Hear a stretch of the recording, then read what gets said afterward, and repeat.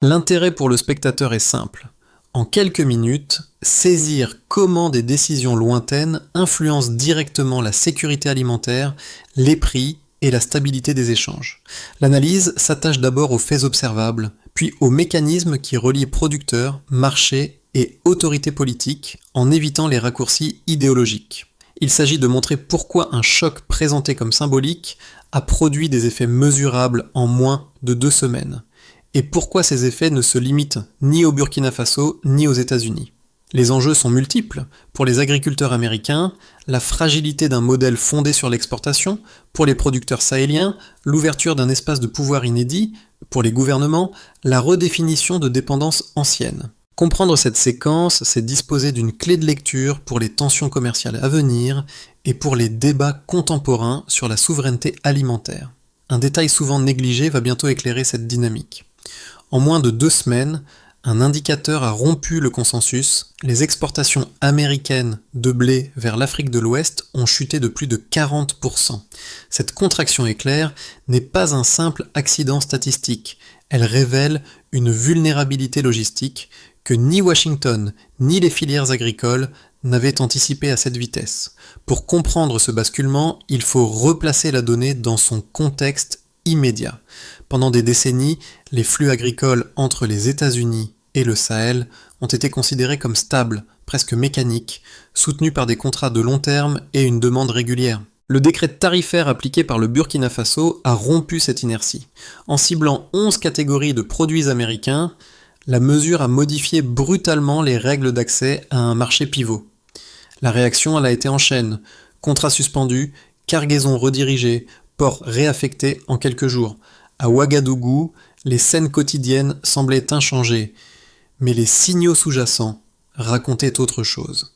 Les meuniers et commerçants observaient une demande accrue pour le mil et le sorgho locaux, tandis que les réseaux de distribution absorbaient le choc sans rupture visible. Cette capacité d'absorption n'est pas improvisée.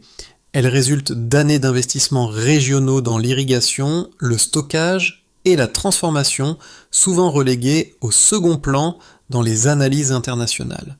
C'est ici que la figure d'Ibrahim Traoré s'inscrit dans le récit. Ces déclarations répétées sur la souveraineté alimentaire, longtemps perçues comme rhétorique, trouvent soudain une traduction opérationnelle.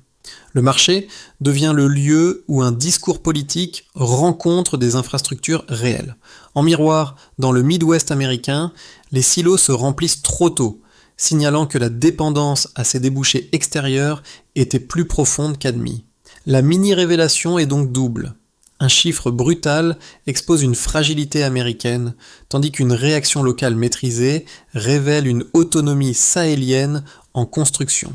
La question qui se pose désormais est simple. Comment cette chaîne de causalité va-t-elle s'amplifier ?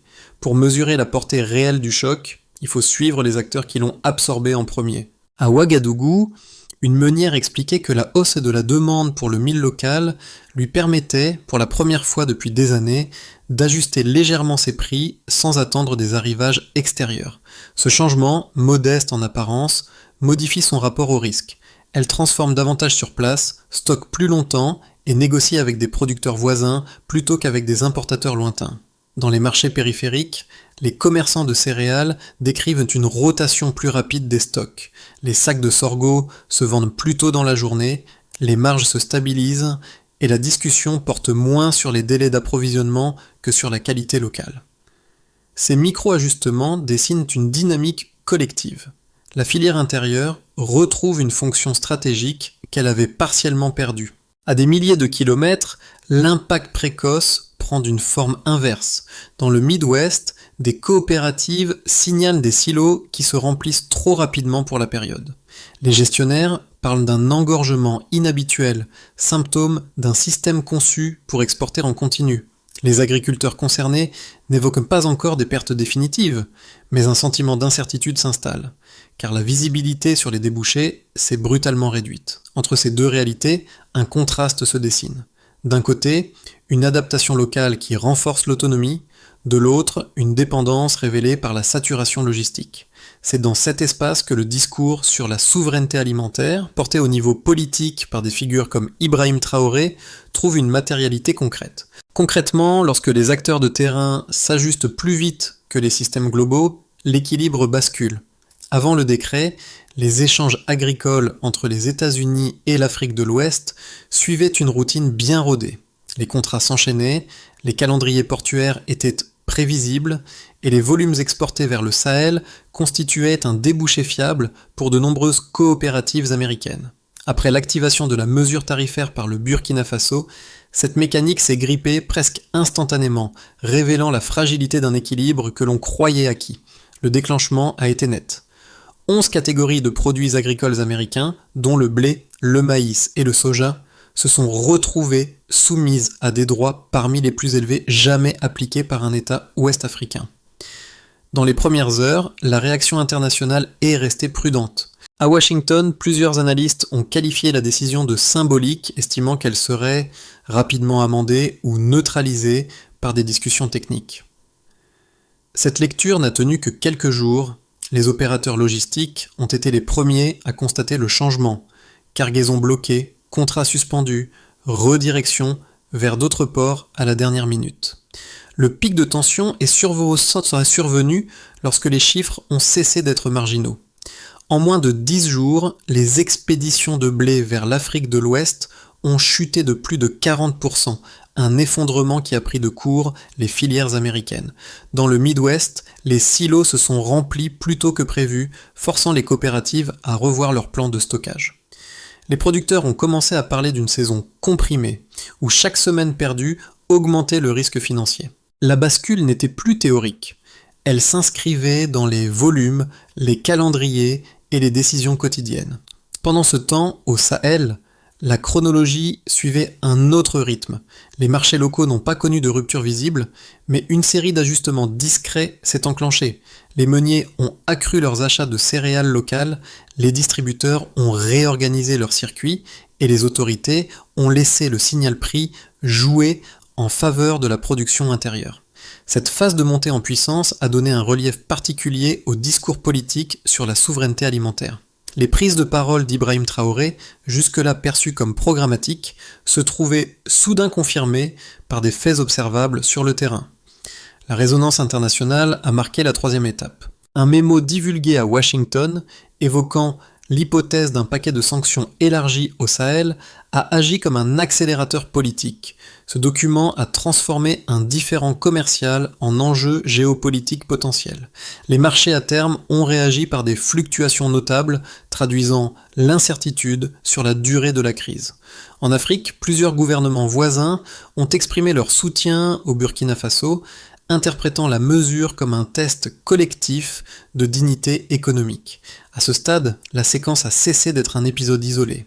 Elle est devenue une dynamique en expansion où chaque réaction appelait une adaptation supplémentaire.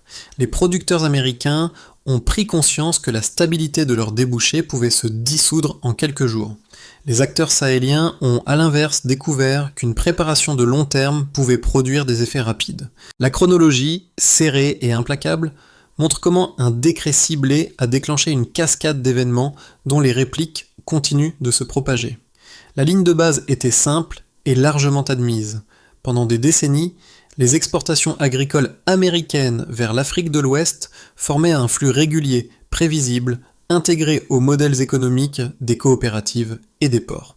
Puis la variation mesurable s'est imposée en quelques jours, rompant cette continuité et révélant des fragilités structurelles rarement quantifiées aussi vite. Le premier repère chiffré concerne les volumes.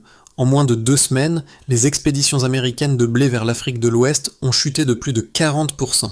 Cette baisse n'est pas seulement spectaculaire par son ampleur, elle l'est par sa vitesse. Une contraction aussi rapide signifie que les chaînes logistiques, conçues pour absorber des variations saisonnières, ne disposent que de peu de marge de manœuvre face à un choc politique soudain. Pour les producteurs du Midwest, cette variation se traduit immédiatement par une accumulation de stocks, un allongement des délais et une pression accrue sur les prix intérieurs. En clair, un marché pivot qui se ferme partiellement suffit à déséquilibrer l'ensemble du cycle agricole. Le deuxième indicateur, moins précis mais tout aussi révélateur, concerne les prix et la demande au Sahel. Les témoignages concordants des marchés d'Ouagadougou et de Bamako évoquent une valorisation notable des céréales locales, en particulier du mil et du sorgho. Même sans pourcentage exact publié, la tendance est claire. Les étals se vident plus rapidement et les producteurs écoulent leurs récoltes à des conditions plus favorables qu'auparavant. Une hausse même modérée a un effet multiplicateur. Elle renforce la confiance des agriculteurs, justifie les investissements passés dans l'irrigation et le stockage et réduit l'attractivité relative des importations. Cette dynamique donne une traduction concrète au discours politique sur la souveraineté alimentaire, souvent associé à Ibrahim Traoré, en les ancrant dans des mécanismes de marché observables. Le troisième repère quantifiable se situe du côté américain dans les infrastructures de stockage. Les coopératives du Missouri, du Nebraska et de l'Iowa décrivent des silos pleins trop tôt, expression qui revient avec insistance dans les entretiens locaux. Même en l'absence de chiffres publics consolidés, cette saturation précoce constitue un signal fort.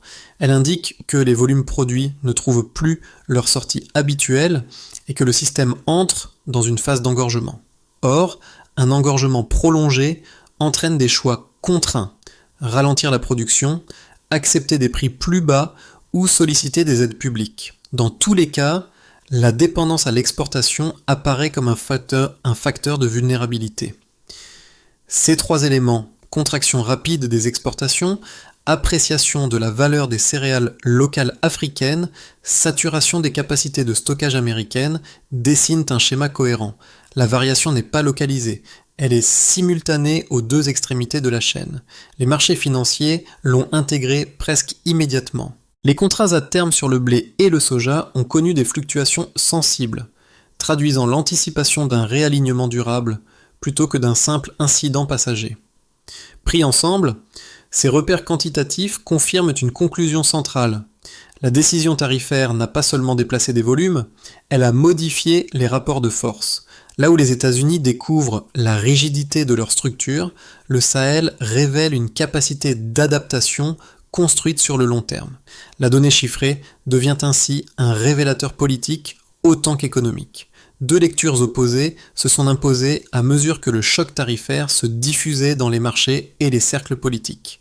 La première, portée par de nombreux élus du Midwest et par les organisations professionnelles agricoles américaines, affirme qu'une riposte ferme est indispensable. Selon cette thèse, laisser s'installer les tarifs sans réaction créerait un précédent dangereux. D'autres régions exportatrices pourraient être tentées de tester la solidité du système commercial américain, fragilisant durablement un modèle bâti sur la stabilité des débouchés extérieurs. Pour les producteurs confrontés à des silos saturés et à des contrats suspendus, l'argument est tangible. L'inaction équivaut à accepter une érosion progressive de l'influence agricole des États-Unis. Dans cette logique, la pression politique et économique serait un moyen de restaurer un rapport de force jugé légitime. La seconde thèse, défendue davantage dans les milieux diplomatiques et par certains analystes internationaux, propose une lecture inverse. Elle considère qu'une escalade accélérerait précisément ce que Washington redoute. Les réactions rapides de fournisseurs alternatifs, comme l'Algérie, puis la Russie ou le Brésil, montrent que les vides commerciaux peuvent être comblés sans délai. Dans ce cadre, toute sanction supplémentaire serait interprétée comme un signal de rupture durable, incitant les pays africains à institutionnaliser leur diversification.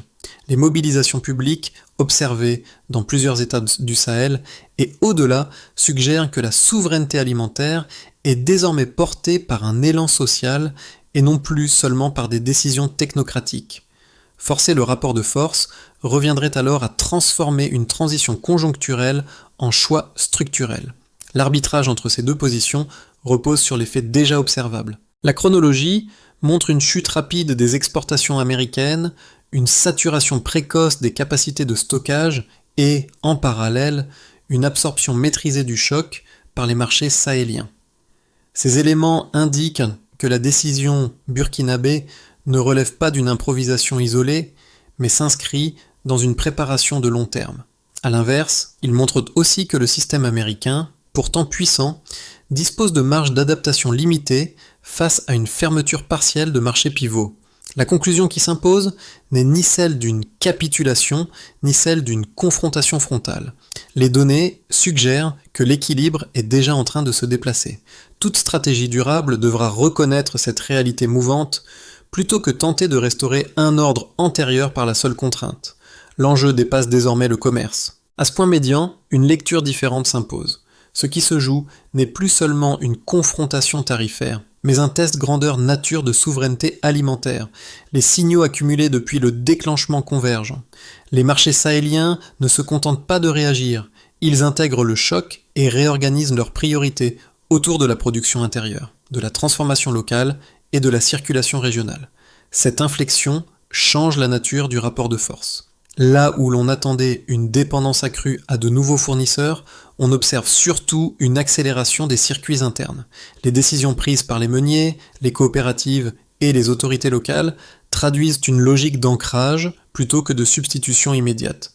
Autrement dit, la diversification n'efface pas la production locale, elle la protège et la renforce. Dans ce cadre, les discours politiques prennent une fonction nouvelle. Les références répétées à la souveraineté alimentaire, notamment par Ibrahim Traoré, cessent d'être perçues comme des marqueurs idéologiques. Elles deviennent des cadres d'action, validés par des comportements économiques observables. Le marché confirme ce que le discours annonçait. Ce déplacement du centre de gravité a une conséquence directe. La pression extérieure perd de son efficacité symbolique. Lorsque l'adaptation locale fonctionne, la menace de dépendance s'atténue. Le conflit change alors de nature. Il ne s'agit plus de savoir qui contrôle les flux à court terme, mais qui structure durablement les capacités de production et de décision. Cette révélation médiane ouvre la voie à une question cruciale.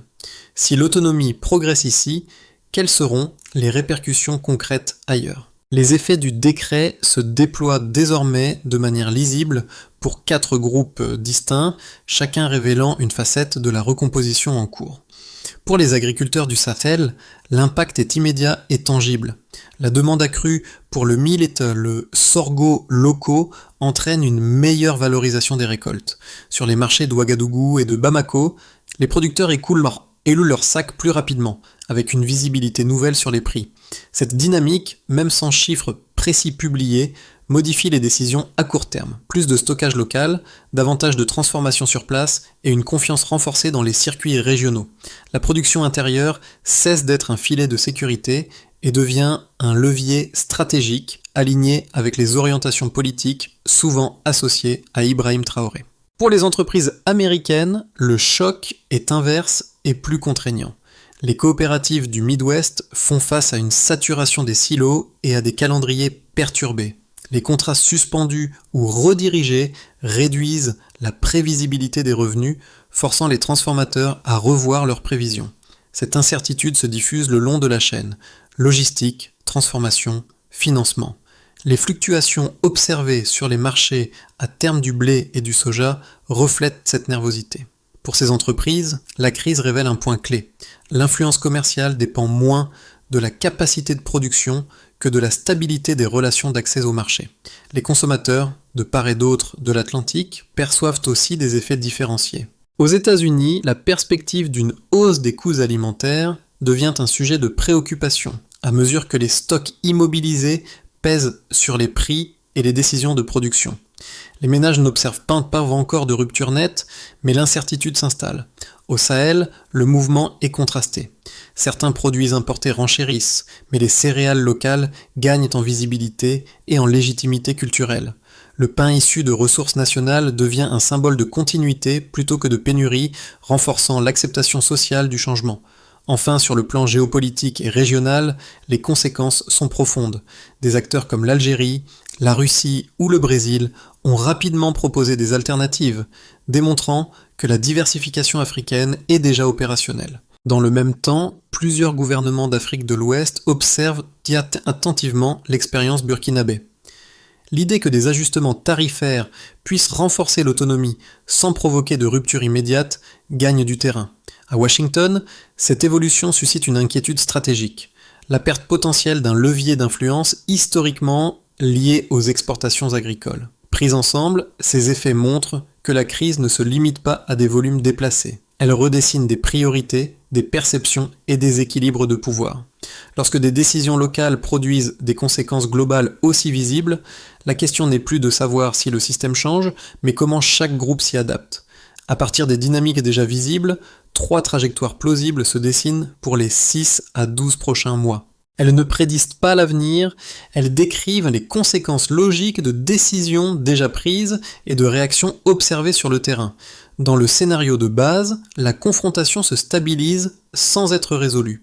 Si Washington adopte une posture prudente et limite les mesures de rétorsion, alors les flux agricoles américains se réorienteront partiellement vers d'autres marchés sans retrouver pleinement leur niveau antérieur.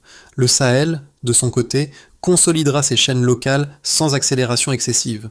Les prix resteront volatiles mais gérables et les acteurs intégreront progressivement un paysage commercial moins centré sur un seul fournisseur. Ce scénario implique une adaptation mutuelle, lente mais continue, où chacun accepte une perte relative de confort en échange de stabilité. Le scénario optimiste repose sur une désescalade coopérative. Si des discussions techniques s'ouvrent discrètement entre Washington et plusieurs capitales africaines, alors un compromis pourrait émerger. Volume révisé, exemption ciblée ou accord de modernisation agricole permettraient de desserrer la pression sur les stocks américains tout en reconnaissant les priorités sahéliennes. Les marchés réagiraient favorablement. Baisse de la volatilité, regain de prévisibilité, reprise partielle des échanges. Dans cette configuration, la séquence actuelle deviendrait un ajustement structurel plutôt qu'un point de rupture, et les discours sur la souveraineté alimentaire, portés notamment par Ibrahim Traoré, s'inscriraient dans un cadre négocié plutôt que conflictuel. Le scénario de rupture décrit une trajectoire plus radicale. Si les sanctions évoquées dans les documents circulant à Washington se matérialisent, alors l'Afrique accélérera sa diversification, soutenue par une dynamique politique et sociale déjà active. Les États-Unis, confrontés à un découplage élargi, devront renforcer les aides internes et revoir en profondeur leur stratégie d'exportation. Les nouveaux fournisseurs consolideront leur position et plusieurs pays africains pourraient aligner leurs politiques tarifaires sur l'exemple burkinabé. Ce scénario aurait un impact global, redirection durable des flux céréaliers, tension accrue sur les prix internationaux et recomposition des alliances commerciales. Ces 3 trajectoires partagent un point commun. Aucune ne ramène le système à son état antérieur. Le choix décisif réside donc moins dans le retour en arrière que dans la capacité à orienter le changement. La question ouverte est la suivante. Quel cadre d'action peut limiter les coûts tout en consolidant les gains observés ? Au-delà des producteurs et des gouvernements, cette séquence touche directement le spectateur, même lorsqu'il ne travaille pas dans l'agriculture. Elle montre d'abord à quel point les chaînes d'approvisionnement, souvent perçues comme abstraites, sont sensibles à des décisions ciblées. Un décret appliqué à un point précis du système peut, en quelques jours, modifier des prix, des flux et des équilibres que l'on croyait solides. Comprendre ce mécanisme devient une forme de vigilance citoyenne, savoir d'où viennent les produits, comment se négocient les échanges et où se situent les points de fragilité.